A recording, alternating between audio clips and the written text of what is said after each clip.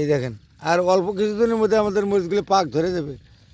প্রায় আরও যতগুলো আপনারা গাছে দেখতেছেন, আমরা ভালো করে ছত্রাকনাশক ওষুধ এবং ইউরিয়া কম, পাতার এই মুহূর্তে শীতকাল, পাতা মাটিতে কোনো প্রকার রাসায়নিক সার ব্যবহার করলে আমরা গাছগুলো আটকাতে পারবো না। আমরা সেই কারণে প্রভেজ পাউডার, মেড ইন আমেরিকা প্রভেজ, শিকড় শক্ত, গাছ গরম, তারই সঙ্গে ধরবো আমরা ফোলিয়ার প্লাস, হেকেমের ফোলিয়ার প্লাস, গণচীন থেকে আমদানিকৃত পাতার তরল সার। এর সাথে আমরা কোনো পোকাপাখি ছিদ্রকারী করার জন্য সাইবারমেথ্রিন 10, ইমিক্লোরাভিড, কপার ব্লু স্কোয়ার, এই ওষুধগুলো দিয়ে আমরা পুনরায় গাছে যতগুলো মরিচ আছে পুনরায় ধরামো। এই ভিডিওটা যারা দেখবেন তারাও এইভাবে গাছের পরিচর্যা করবেন।